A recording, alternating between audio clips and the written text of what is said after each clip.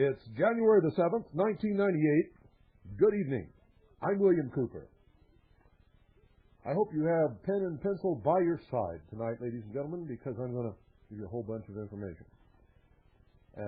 But before I get started, I want to read this letter that a friend of ours, Paul, sent to every member of the state legislature of Massachusetts.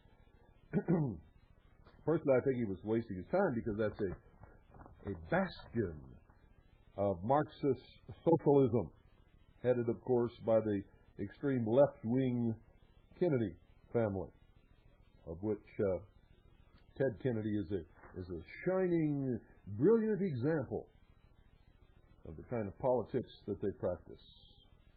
John F. Kennedy's been dead for many years. He was not the president that you all thought he was. But we must do everything we can, even when it seems to be absolutely useless, so that we will not be found lacking in the final judgment. Here's what Paul said. Dear Representative blank, whoever it was that he sent it to, in 1962, Mrs. Hughes, my sixth grade teacher, made this statement, quote, America can only be taken over by ballots, never by bombs and bullets, because there is a firearm in nearly every home. No army could ever invade our country and take it over by force, end quote. Do any of you have any idea what would happen to a teacher in any of our schools today if he or she made that statement? We were all proud of that then. What has happened to this once great and proud nation to change our belief in ourselves? In an address to the second session, First United States Congress, President George Washington said, quote, firearms stand next in importance to the Constitution itself. They are the American people's liberty, teeth, and keystone under independence.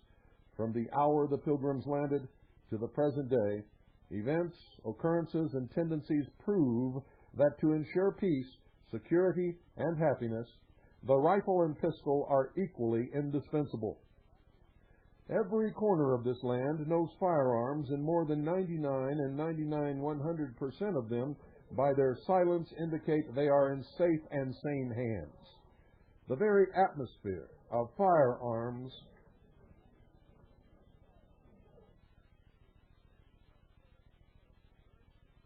anywhere and everywhere restrains evil interference. They deserve a place of honor with all that's good. When firearms go, all goes. We need them every hour, end quote. The same holds true today. State police and FBI statistics prove it, but the Massachusetts legislature chooses to ignore the facts.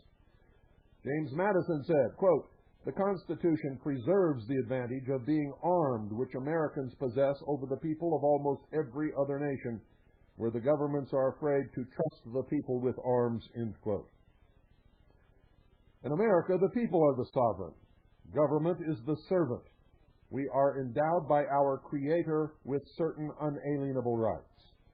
No government on earth has the authority to take them away, yet you propose to do exactly that. You profess to be lawmakers, yet you do not know the law. United States Code, 1988 edition, Title 10, Armed Forces, page 95, Chapter 13, the militia. Quote, small a. The militia of the United States consists of all able-bodied males at least 17 years of age and under 45 years of age who are or who have made a declaration of intent to become citizens of the United States, end quote.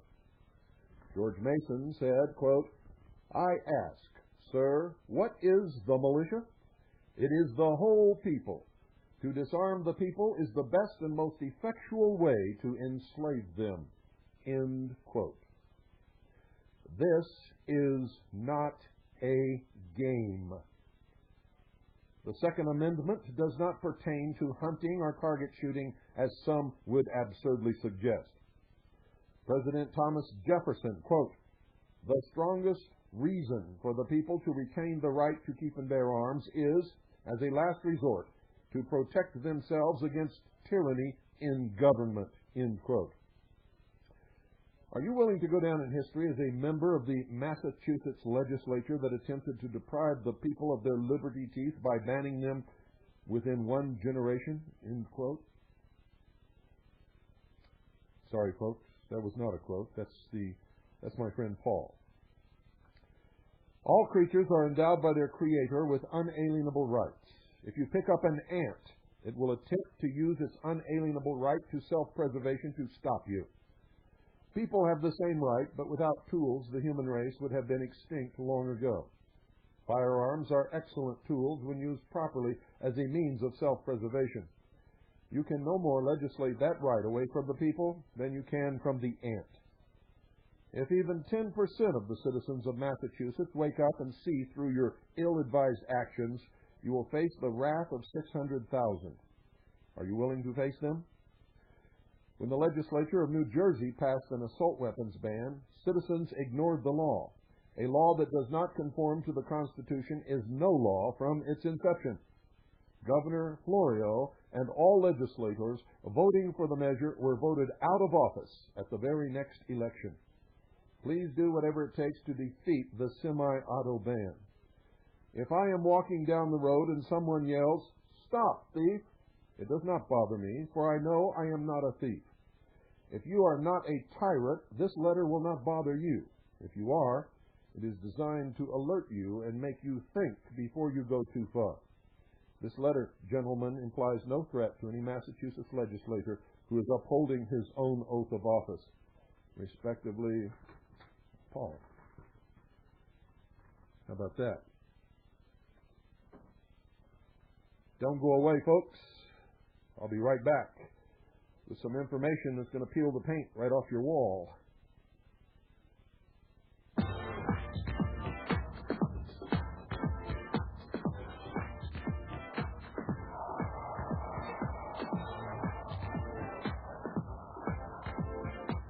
Glad you could make it. Welcome to the new world order.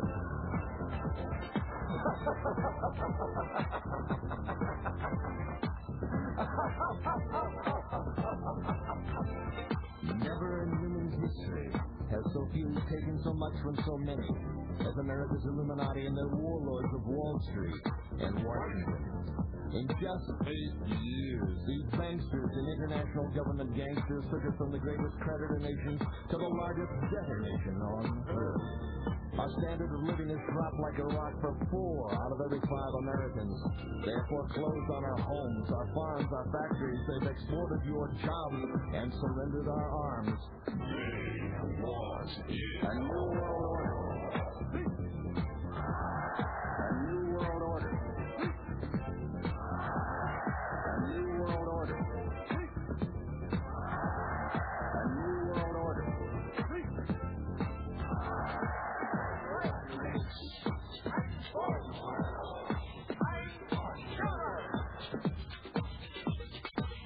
The Illuminati wants you to be a slave from birth to grave.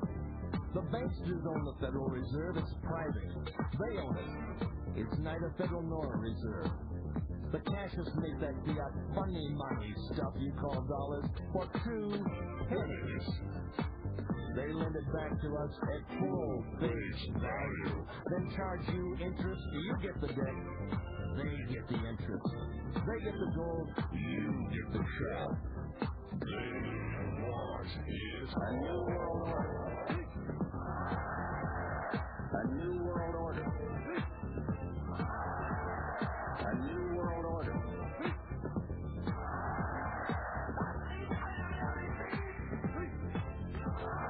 It is a big idea.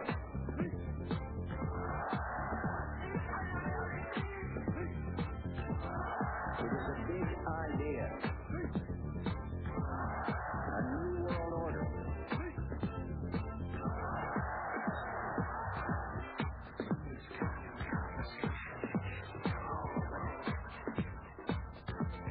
NASA is the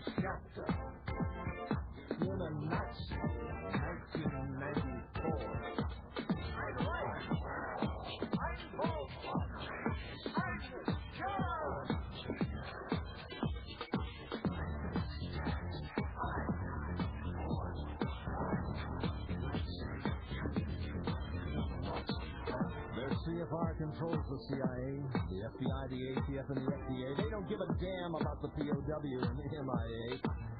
Hillary, Billary, Hitler, Marx, and Mao. They want a new world order. They want it all. And they want it now. If Illuminati imports the dope, they create the chaos, string us out, crush our hope. They created AIDS with their designer degrees to bring you down, to grovel on your knees. They want to vaccinate your child and give them the mark. They want to illuminate you and keep you in the dark. They want you to pay for it with plastic, surrender your soul. They want you under their thumb, under their control. They want it all. A new world order. A new world order. A new world order. Yes, folks, they do want it all, and you have not even begun to come close to even imagining for one moment the level of control and brainwashing that you are being subjected to in order to bring all of this about. Well, I'm going to give you a little bit more tonight. This is an article written for the Executive Intelligence Review in the November 14, 1997 issue of Strategic Studies. The author is Anton Chaikin, an extremely well-versed researcher. Many of you have been calling me and asking me about the Promise Keepers for months and months and months. Well, tonight you're going to find out. We have been looking into them for quite a while. And so have a whole bunch of other people. I can tell you right now that everything you're going to hear in this article is 100% correct. And if you don't believe it, you check it out for yourself. Remember, my admonition is always, listen to everyone. Read everything. Believe absolutely nothing unless you can prove it in your own research. And if you can't, either prove it true or false, you had better not believe anything about it. This is the age of deception.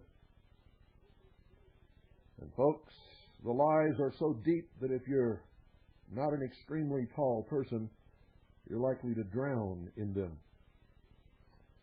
Here goes. Pay attention. These days, when an army of men stands in a football stadium or on the Washington Mall chanting Jesus slogans, weeping, each man hugging the next man and purging his sins in front of a giant video altar, they are in general unaware of who it is that has amassed this army and brought them there. The Promise Keepers is an American-based project of utopian military and related religious and political operatives associated with British imperial strategy and the George Bush machine, which means, literally, the Central Intelligence Agency. We will detail here some of the key personnel and the New Age sexual brainwashing they used to manufacture this movement. This exposure is essential because the project has been consistently boosted by the mainstream media with no investigative journalism to find out what was really going on. ABC News anointed Promise Keepers founder, frontman Bill McCartney, a former University of Colorado football coach, as their Person of the Week in February 1996. The Eastern Establishment Press lavishly promoted the October 1997 rally in Washington, D.C., ending with a cover story in Time magazine. Press coverage of criticism from feminists, lesbians, and atheists only served to promote the project. The Promise Keepers experiment was begun on 70 Colorado men in 1990. About 4,000 turned out to rallies in 1991. As attendance grew to 22,000 in 1992, the project leaders arranged for the writing of a bizarre book intended to mold the emotions and self-conception of their now growing mass following. Masculine Journey, was written for the Promise Keepers by Lieutenant Colonel Robert Hicks, a military expert in religious terrorism. It was published in 1993 under the supervision of Hicks' Air Force colleague, General Jerry White, a specialist in military mobilization, military police, and electronic security. General White is the longtime chairman of a military ministry group called the Navigators, whose Nav Press published the book and a companion study guide for Promise Keepers, psychological trainers. You will hear me throughout this article sometimes refer to PK. Those are the initials of Promise Keepers. Hicks' book was distributed to every one of the 50,000 men who assembled for the first PK mass rally, held at the University of Colorado's Folsom Field. This free distribution was unique, since PK usually charges its men high prices for group clothing items, worship accessories, and commercial aids to male bonding. Promise Keepers then mass-marketed Masculine Journey and its study guide through 1994, when about 275,000 people came to PK rallies, and 1995 when attendance hit 725,000. By 1995, the Hicks book had come under increasing criticism. Promise Keepers stopped publicly selling the book, but they continued to endorse it for their inductees who buy it from Nav Press. Under a veneer of Bible chapter and verse citations, Masculine Journey is pagan psychological manipulation akin to the New Age pornographic training that shaped the lesbian and Wicca upsurges of the 1960s. Its techniques are congruent with those developed by the British military and intelligence services through the Tavistock Psychiatric Institute, a pivotal agency in introducing the drug rock sex counterculture to the United States of America. The author, Lieutenant Colonel Robert Hicks, is an intelligence community professional in the field of post-traumatic shock. The Tavistock Institute, pioneer in this field, viewed public shocks such as the Vietnam War and the 1960s multiple assassinations as the opportunity to radically alter the philosophy of the American population. The current societal breakdown, with the stimulus of PK Nuremberg-style rallies, gives this mind-bending a fair chance to succeed. Hicks teaches religious terrorism to officers at the Air War University at Maxwell Air Force Base, Alabama. In that military course, he explains the mental path that Christian identity and other varieties of British Israelite race cultists are induced to travel, and similarly with Jewish fanatics, Kahani, and Kai, Islamic suicide bombers, and Japanese Armageddonist terrorists. His Masculine Journey complements and competes with radical feminism, making the genitals the center of the Promise Keeper's psyche. The book explains, and I quote, "Possessing a penis places unique requirements upon men before God. We are called to worship God as phallic kinds of guys, not as some sort of androgynous, neutered non-males, or the feminized males so popular in many feminist enlightened churches. We are told by God to worship Him in accordance with what we are, phallic men," end quote. If you think pornography is an organized crime racket, you probably haven't considered it as a phase of worship. Listen to this, as Hicks writes, and I quote, "I remember staring at an ancient Hawaiian statue when my wife questioned, 'Why is it so large?' Her question was related to the size of the protruding phallus. To me, there was very little difference between this Hawaiian idol image and the artifacts that are sold regularly in adult bookstores.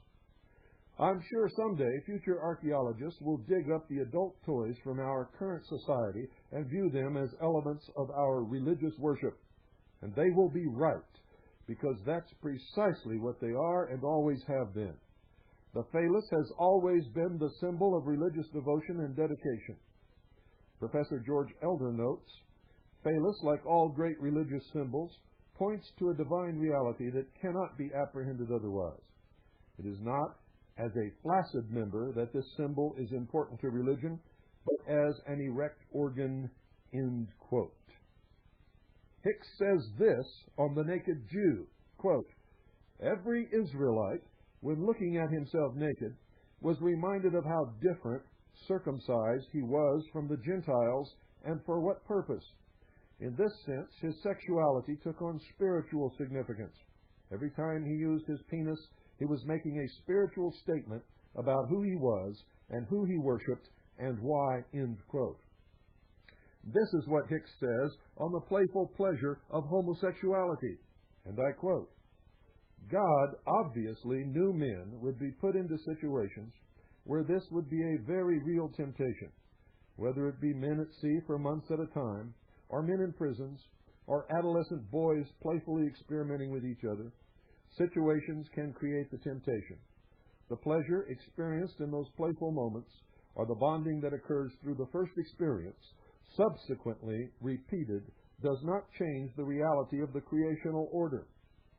I have often counseled gay men on my observation that even in their sexual relations with each other, they must find a substitute opening for their penis. For a man to have satisfactory sex, he must find an opening for his penis. In rejecting the God-given opening of the woman, the homosexual merely affirms what he thinks he is denying whenever he finds an alternate opening. And if men are going to bond PK style, they'll need to visualize Jesus nude. Jesus was also very much Zakar, phallic. Jesus was very much masculine, and masculine means being male.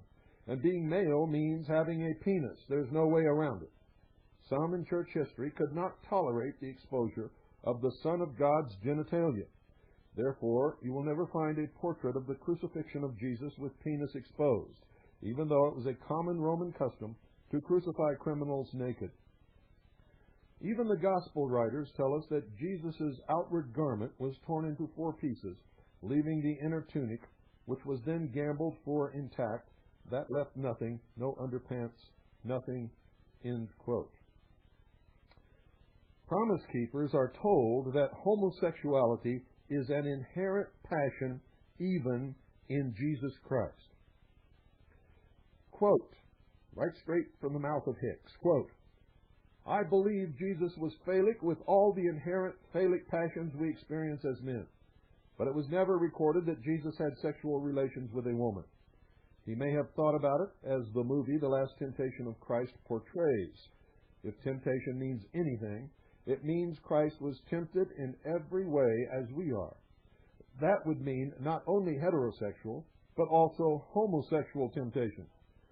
I have found this insight to be very helpful for gay men struggling with their sexuality. End quote.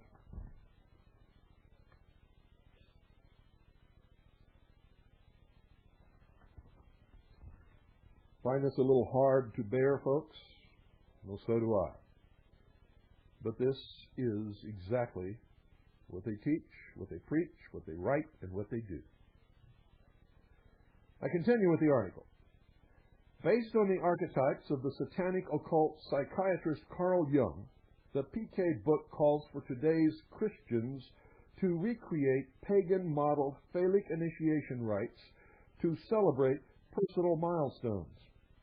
In an appendix summarizing the book's argument, Hicks lists some of these personal spiritual breakthroughs.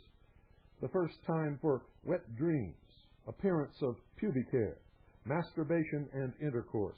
Hicks intersperses this poison with homilies about staying faithful to your wife. Promise Keeper spokesman Pete Richardson defended masculine journey in an April 7, 1995 letter replying to questions from Al Dager of Media Spotlight. Now, Media Spotlight, folks, is not the Spotlight. Different altogether.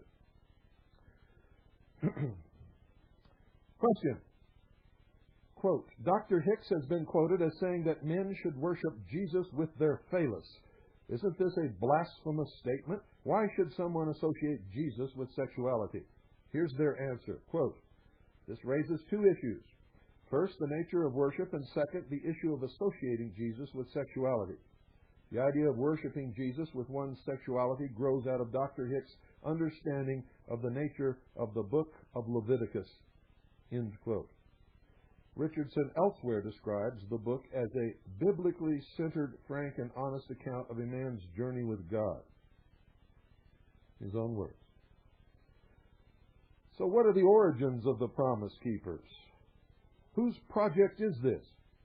The operatives who make up the PK leadership were developed in several phases. The first was in the post-World War II years, when British Allied banker Averell Harriman directed the United States military and intelligence reorganization, along with John Foster Dulles, globalist religious leader and Secretary of State, and his brother Allen Welch Dulles, director of the Central Intelligence Agency. The last preparatory phase involved the military, mercenary covert operations under George Bush as vice president and president. George's father, Prescott Bush, was a partner of Averell Harriman. The Dulles brothers were their lawyers. David Duplessis, an agent for the Anglo-Dutch monarchies and for their turncoat American intelligence allies, supervised Pentecostalism's charismatic renewal with agencies such as the Full Gospel Businessmen's Fellowship and the Far East Broadcasting Company. The same intelligence apparatus spun out Bill Bright's Campus Crusade for Christ in 1951 and Pat Robertson's Christian Broadcasting Network in the 1960s. Bill Bright, heavily funded by billionaire misanthrope Nelson Bunker Hunt and commanding 13,000 paid staff and 100,000 global volunteers. Having trouble turning this page. Volunteers for his Campus Crusade now sponsors Promise Keepers. Pat Robertson fervently pushes Promise Keepers on his 700 Club television show. Coach Bill McCartney launched Promise Keepers after being recruited into the Vineyard Christian Fellowship, a depraved third-wave Pentecostal venture.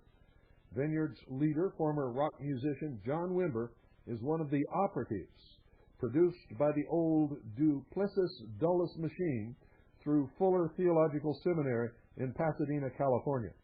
Vineyard set up churches notorious for their barking, shrieking, and retching worshipers at Toronto Airport and in Pensacola, Florida. Stephen Strang, publisher of the Promise Keepers glossy magazine called New Man, also puts out Charisma, organ of the third wave and herald of every British intelligence project even faintly related to religion, Christian environmentalism, etc. I'll take a brief pause here because I need a drink of water, folks, and you need to probably digest a little bit what you've been hearing. Don't go away. We'll be right back with the rest of this astounding information.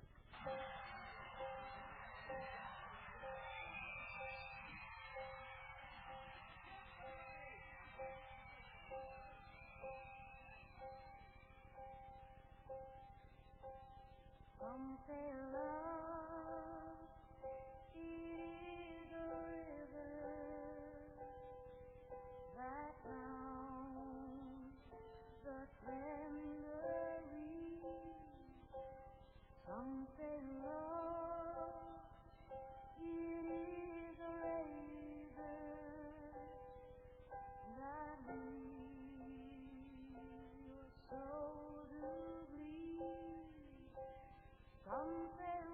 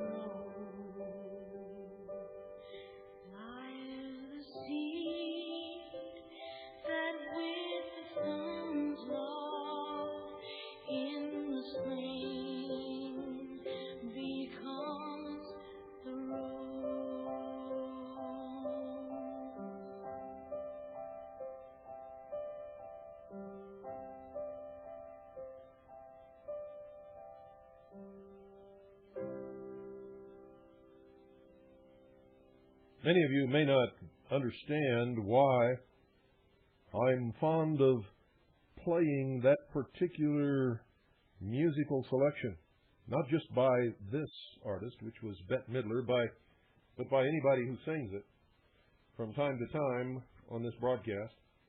And on some broadcasts, when I really delve into the deepest, darkest mystery of those that are behind the destruction of the United States of America and the enslavement of the world, I may use 3 different versions in one broadcast, as some of you already know. The Rose. Ladies and gentlemen, one American beauty rosebud symbolizes the promise and the infancy of the secret destiny of America, which is to create world government. Didn't know that, did you?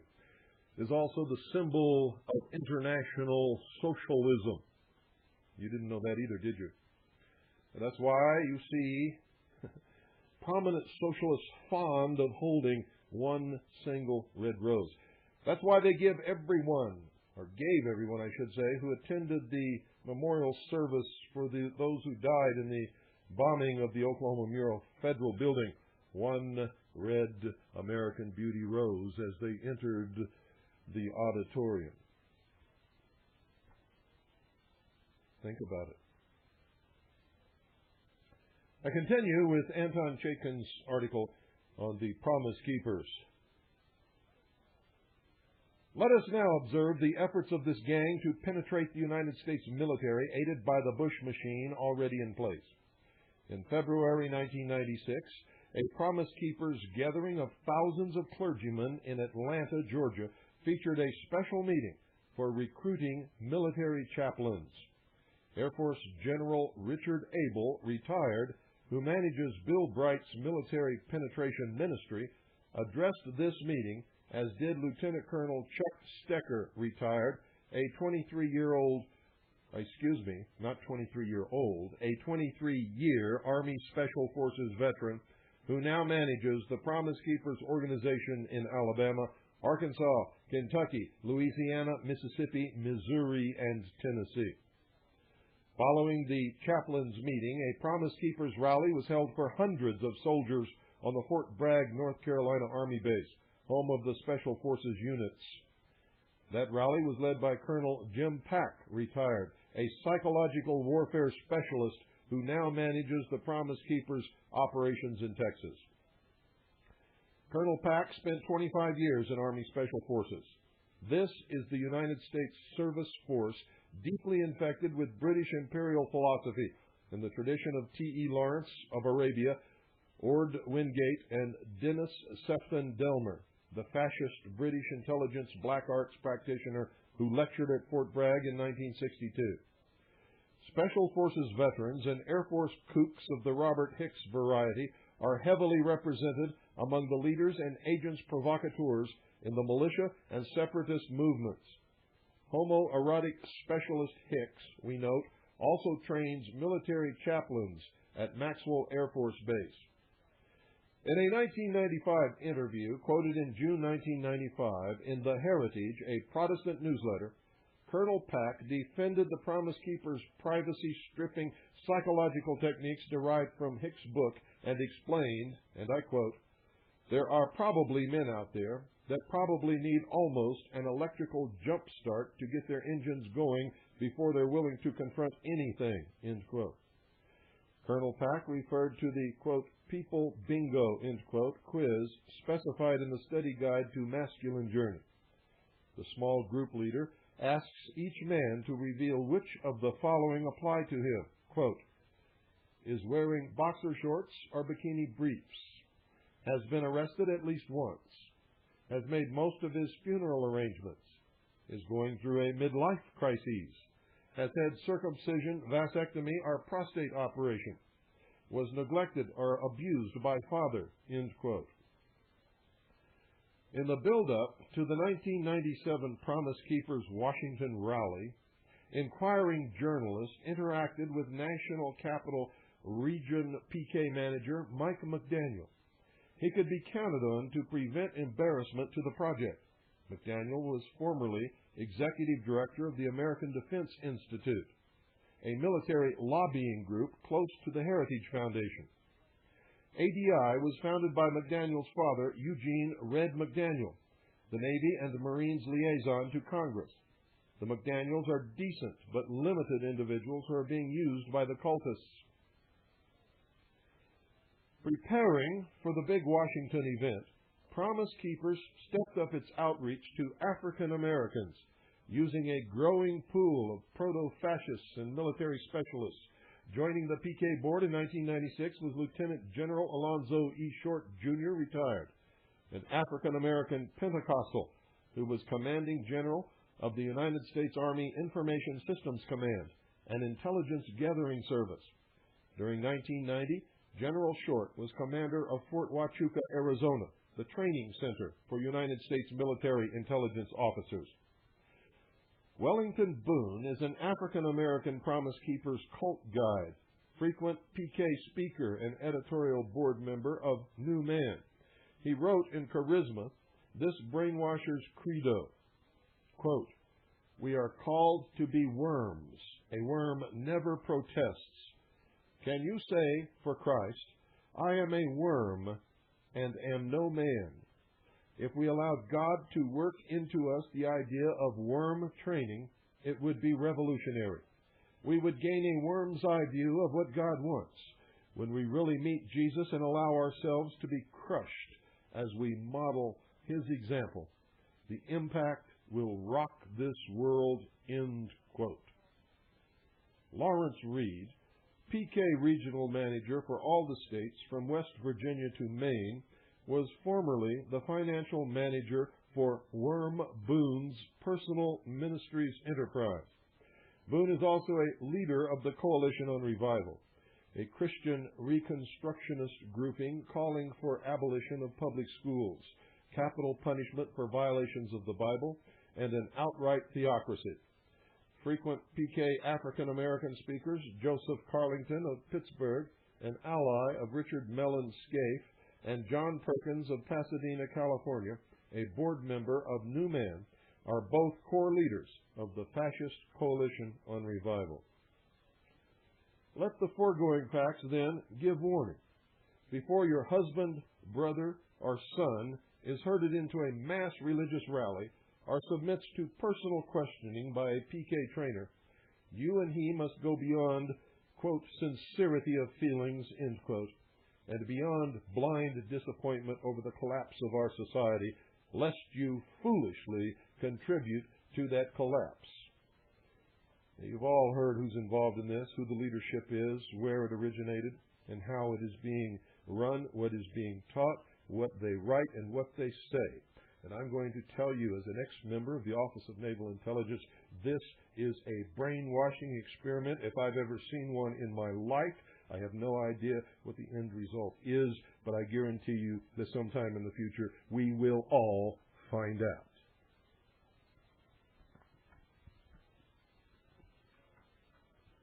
So I would advise you, and of course you don't have to take my advice, to stay away from the Promise Keepers. If you know somebody who's in the Promise Keepers, try civilly, with decency, and with respect for their right to practice whatever religion they choose to get them out of it. If they refuse, leave them alone, because that's their right. And if you think the comments in the article about Pat Robertson were off the mark, again, you're not using what God put between your ears. 2 pilots who flew more than 100 charity missions in Zaire for Pat Robertson said that the televangelist used most of the flights to run a diamond hunting scheme. And I did a broadcast on this a long time ago. In fact, I was the only one who broke this story in media anywhere in the world for a couple of years.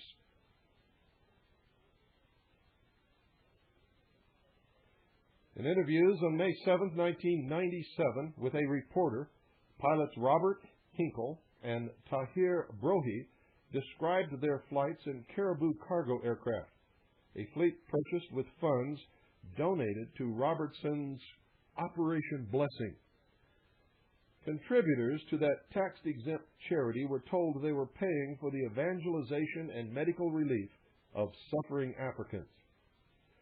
During 1994 and 1995, Operation Blessing cargo planes carried equipment and supplies for the river dredging of diamonds on behalf of the African Development Company. Pat Robertson is the sole owner. It was he who had chartered that company in 1992. It suspended operations in October 1995. Before then, Chief Pilot Hinkle had quit in disgust at Robertson's fraud and deception. Hinkle told reporters that he flew about 40 missions for the Robertson organization, headquartered in Goma, Zaire. Hinkle set up the cargo flying operation and hired others, including pilot Tahir Brohi. Hinkle told of his flights from Njili Airport near Kinshasa and from Indolo, around 15 miles away, to Shikapa, some 200 miles into the interior. Hinkle observed Robertson's attempts to pick diamonds out of fast-flowing river currents. When he failed to get much more than industrial-grade diamonds, Robertson launched legal action against the United States company that had supplied the dredging equipment. The diamond hunting was near the Zaire-Angola border. Hinkle said he had heard Robertson's aides discussing buying diamonds from smugglers operating between Angola and Zaire. In one instance, Hinkle recalled, he flew Robertson into a landing in Angola. On that trip, he told reporters Robertson discussed with Angolans Robertson's project to rebuild a railroad from mineral-rich Shaba province, Zaire, through to the Atlantic Ocean port in Lobito, Angola. The Wall Street Journal reported on April 30th that Max Boole, boss of the Canadian-based American Mineral Fields Mining Company, which is plundering Zaire on behalf of the British Empire's Anglo-American Corporation, has asked Robertson to go back into action with the Shaba-Lobito Rail Link project. The Journal reported that Boole believes that, quote, anyone able to win a concession to rehabilitate and run the railroad could make a fortune if Zaire's copper and cobalt industries are revived, end quote. The Journal quoted a Robertson spokesman, quote, Mr. Robertson's main concern is for the spiritual needs of the Zairean people, end quote. Oh, what fools these mortals be. Tahir Brohi, who flew for Robertson from November 1994 through September 1995, told reporters that he made 1 or 2 flights a week. The majority of these, he said, were related to the diamond dredging. One of Brohi's flight bases was the Zaire port city of Matadi on the Congo River. Writing in the Richmond, Virginia Times-Dispatch on February 1st, Robertson explained that his Zaire operation was undertaken on President George Bush's request. Quote, before a visit to Zaire, I met with George Bush in the White House and asked his advice, end quote. Bush told him he should go into business in Zaire, allegedly, according to Robertson's story, in order to save Zaire's government. Quote, I brought with me, Robertson wrote, a former Undersecretary of State from the Bush administration for the purpose of advising Zaire's president, Mobutu Sese Seko, on fiscal and monetary issues. I personally met with the cabinet of Zaire and warned them that if they continued printing money, there would be runaway inflation with rioting and looting in the streets, end quote. Robertson evangelized with advice to lay off workers and to give away the national patrimony to foreign looters.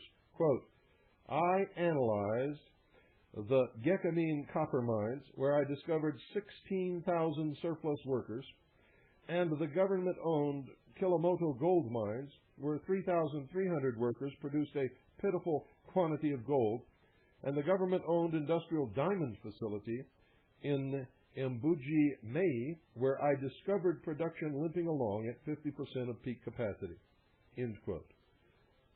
after Mobutu was overthrown and the mass murderer Laurent Kabila took over to give away all resources to the London mining cartel, Pat Robertson invited Kabila to come to the United States as Pat Robertson's guest.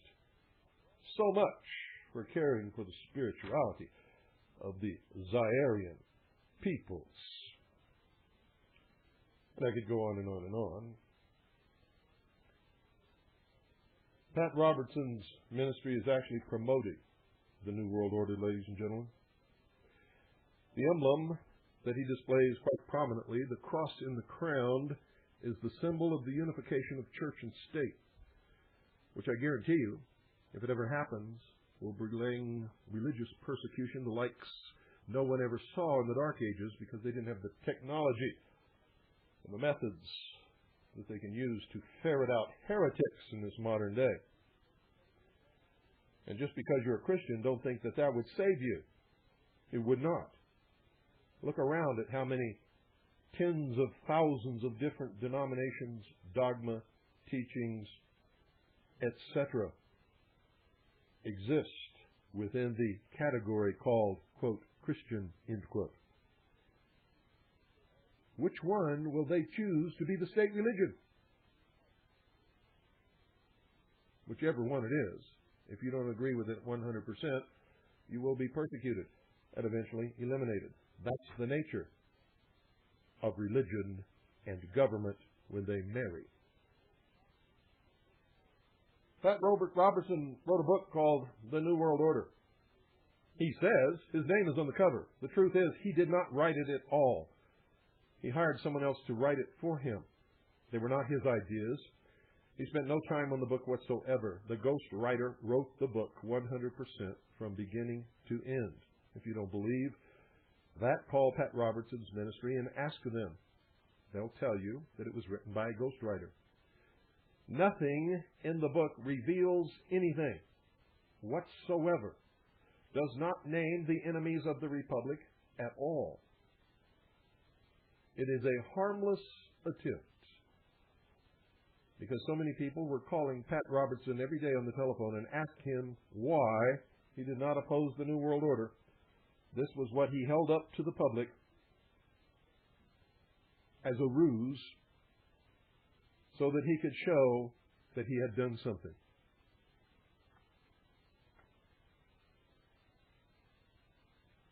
And that, ladies and gentlemen, is the truth. But like I always tell you, don't believe me. Don't believe me. Listen to everyone. Read everything.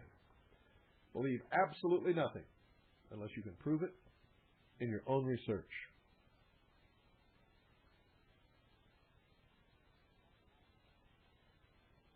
Now, an awful lot here that we could talk about regarding Diamond Pat Robertson. But I don't have time to do that today. Maybe we'll do it on some other broadcast. Now, folks, don't take me wrong. I'm not trying to tell you what God to worship, what church to go to, or what religion to believe in. Those are protected rights, unalienable rights. And every American has the right to make his own decision, make a fool out of himself, ensure that he spends all eternity in hell, or dies and becomes nothing but a wisp of smoke, or goes to heaven, is accepted or rejected by whatever God you believe in. That's your right. But ladies and gentlemen, when I see American people being deceived, lied to, and manipulated, I'm going to tell you about it.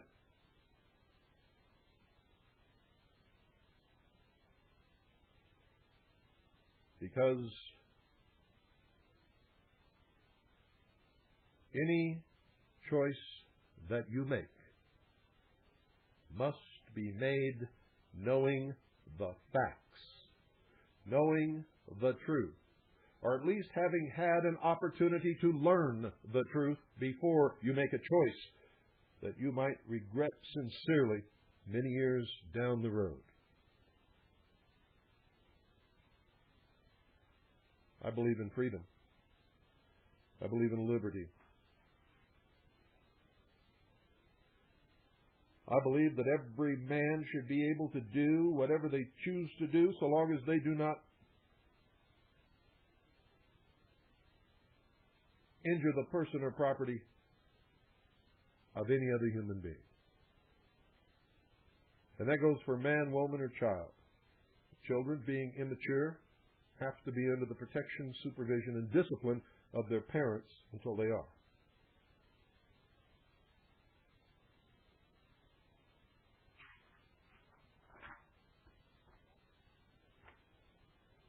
I watched today on television the forewoman, or the foreman, as she is called, of the jury that convicted Terry Nichols of conspiracy and involuntary manslaughter. They were unable to reach a decision as to the punishment or the sentencing of Terry Nichols. He came into the courtroom this morning and so informed the judge, who dismissed the jury and said that he would decide the sentence. I have no idea what the sentence is going to be. I think that Terry Nichols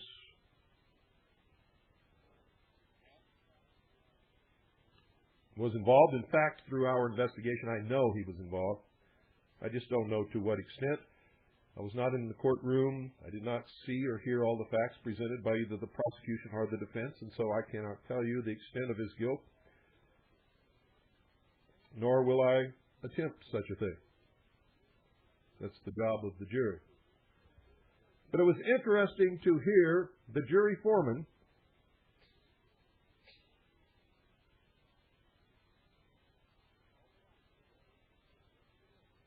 sorry about that, folks. I had to turn the sound off while I took a drink of water. My throat is becoming very dry in this cold weather and is beginning to tickle, signifying a fit of coughing will come forth if I don't do something. She literally indicted the United States government. She said their investigation was flawed, their testimony was flawed, their questioning of witnesses was flawed, that what witnesses say they told the FBI and what the FBI said the witnesses told them were two different things, that she believed there were others involved, including John Doe's number 2, 3, 4, and etc., and that the government was making no effort to find them. This was an enormously important statement for her to make.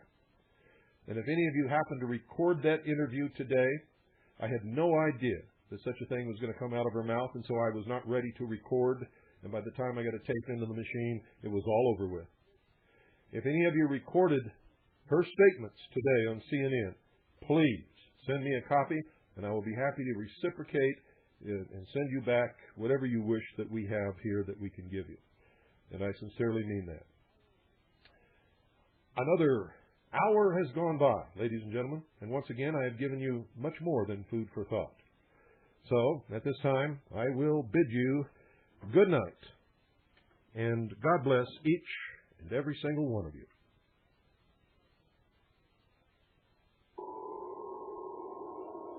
All of a sudden, in the middle of the night, there's a loud knock on your door. Hey, honey, something's not right. Throw out your arms. Things that will pass through. We're here from the government. We're here to help you. And I'm from the IRS with a power to tax. If you've got a complaint, send us a fax. Get out of this house. Surrender your guns. Give me your gold. You better obey if you want to hold. Never do so and do what you're told.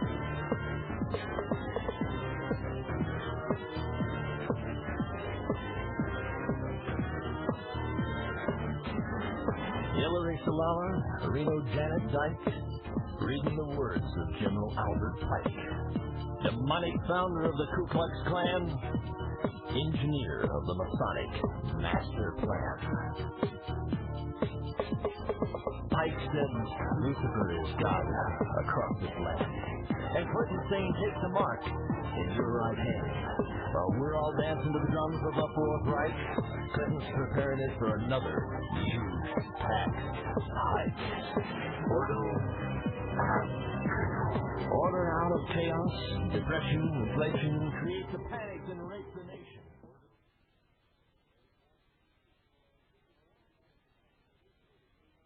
You've been listening to The Hour of the Time with yours truly, William Cooper, which is an educational presentation of the Independence Foundation Trust, a charitable trust set up by the Cooper family for the benefit and the service of the community in which we live.